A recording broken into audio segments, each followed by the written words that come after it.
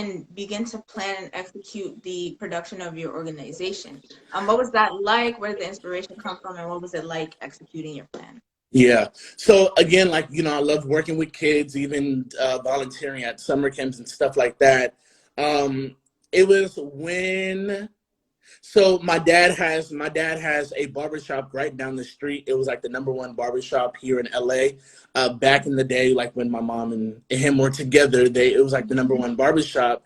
And like my grandmother used to have an office up there, so we would just sit and talk. My grandma used to own a security office, and she does real estate, so she used to have an office. And I just remember sitting up in my dad's barbershop. Like, my dad owned the whole barbershop, so like we had like multiple offices. And so yeah, so then like when I was just little, me and my grandma, like my grandma's like one of my best friends. She helps me through anything. You know, we may argue sometimes, but you know, that's just how it is. But my grandma is the one that helped and supported me create my own organization. And I created Ambassador Children of Absolutes when I was 12 years old. When I graduated elementary going into middle school, that's when we created Ambassador Children of Absolutes. And so yeah, so Ambassador Children of Absolutes is a nonprofit organization. We empower the youth, and we empower the youth to stay on path and on point to succeed in life.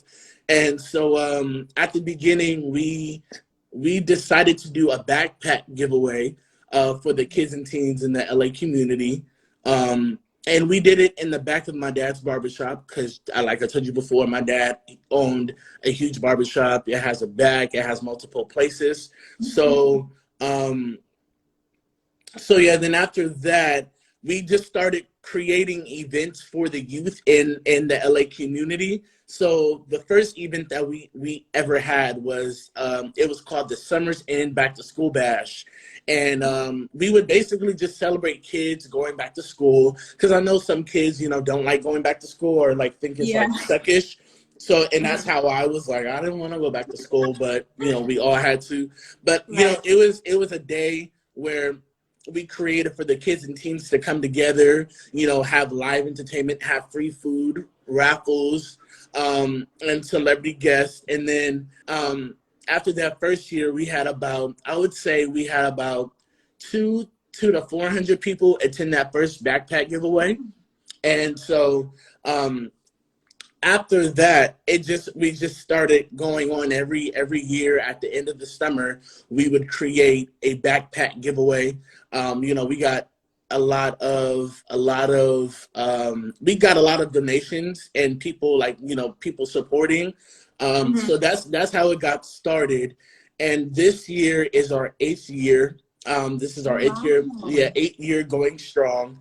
And like even the second year, like we just kept on going, and like we had a lot of support from KJLH, Stevie Wonder's radio station, Los Angeles Kojic. We just had a lot of people just come and support, because it was really for a great cause. And the second year was our biggest year. We had it in a big parking lot, and we had I don't know if you know a guy named Rashawn Fagan from Shake It Up. Yes. Yeah, so he came one year and he literally brought the whole crowd. He brought his family, like his dad, his grandma, his cousins. And like we were in a big parking lot, and that was like one of our biggest backpack giveaways we ever had, because he just brought the whole community together. And you know, just to celebrate going back to school and to celebrate us empowering each other instead of putting each other down. And so that was one of our biggest years. And then the third year, we just kept on going to the third year, the fourth year.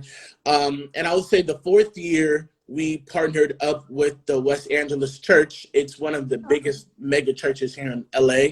And my Bishop Blake, is very well known in the LA Metro. He's really in like the LA, not the system, what do you call it? Like I would say like the LA Council, basically. He's very involved in that. So when I had the opportunity to to like partner with my church, it was very like it was a good opportunity.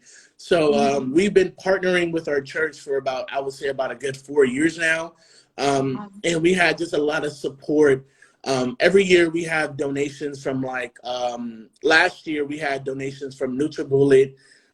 They actually gave us backpacks with like the NutriBullet, like the image of the NutriBullet on it. And they gave us about, I would say about 400 backpacks. And then we also just buy backpacks and school supplies from, we get school supplies donations from like Staples. And like even me and my grandmother have to buy school supplies from Target. You know, if we didn't get donations that year, we would just buy them.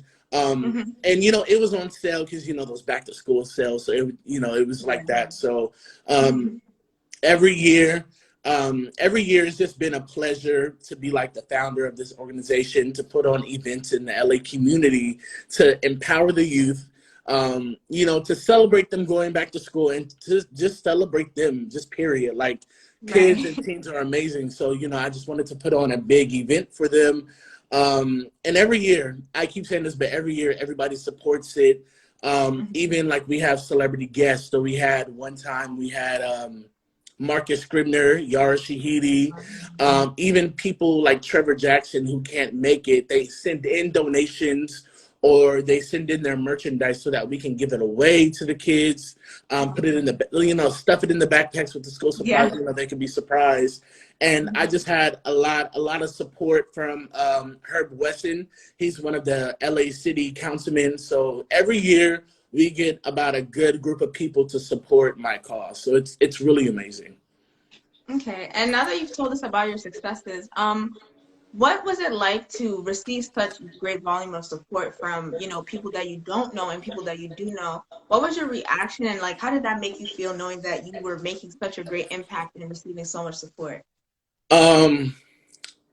It feels amazing. Even like I got an award plaque from Congresswoman Karen Bass, and I didn't even know she was like, she just stumbled across me, and I was like, oh, she told me like I was doing amazing things. And one of her representatives actually came to the second year backpack giveaway when Rashawn came. Like I said, it was a big crowd.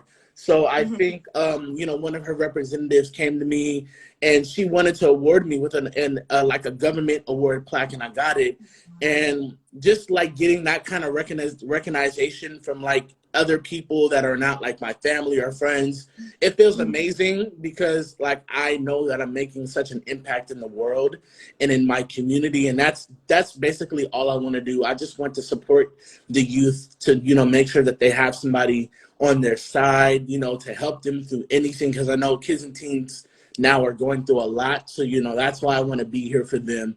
So getting recognized by, everybody's is such an amazing, I really love, even though I don't like the attention. Sometimes I'm kind of shy and I just don't want to like, and I don't want to shine on it. Like even my friends, like in high school or in college, even my professors, like my mom would come to the parent conference meetings and she would basically tell my teacher what I did, or like I got an award from the Congress. Like I was like, Mom, don't do that. Like, why did you say? I don't really like bragging, but it comes like even like when I got towards like in the 11th grade in high school, that's when people started noticing what I do.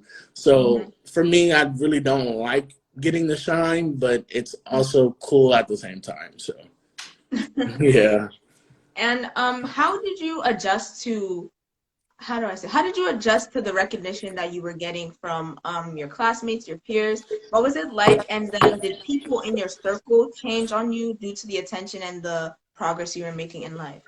No, I wouldn't say people changed on me. I wouldn't say people changed. They just kind of helped me.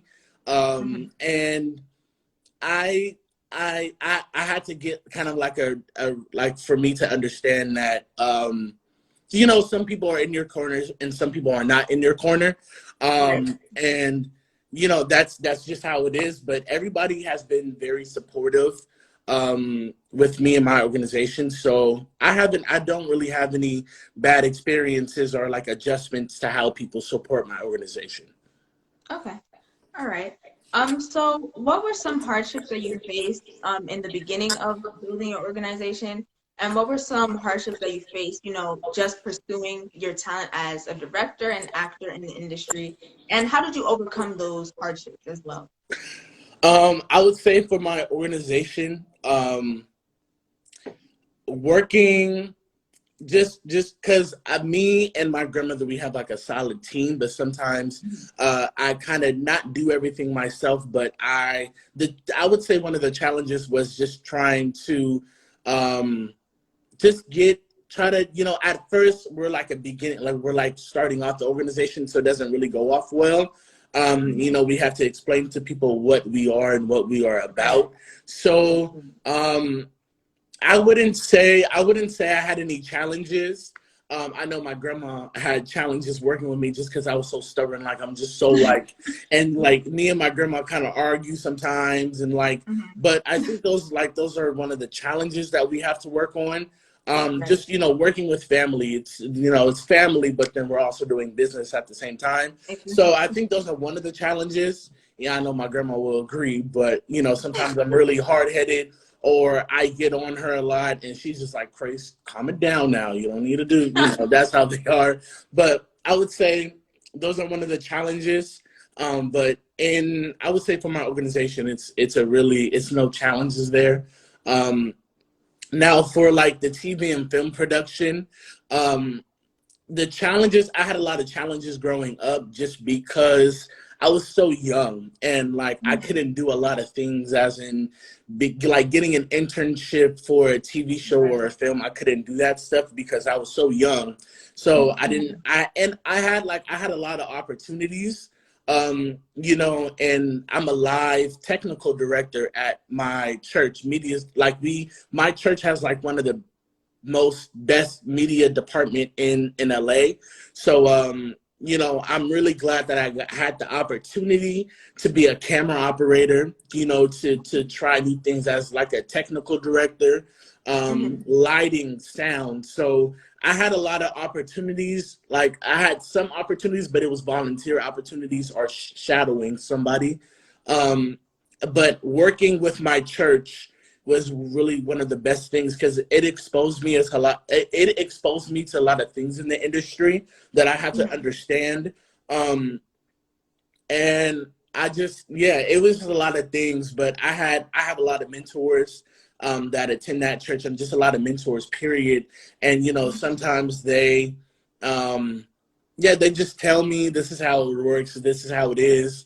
And like, plus I was like 13, 14, so I was still a kid, and I couldn't understand some of the things that they were saying because, you know, like kids are just stubborn. Sometimes they're hard-headed. That's how I was. So that's how it was for me a little bit. But having mentors that are in the TV and film production, like the entertainment industry, really helped me. Because now I understand about a lot of things and how things work.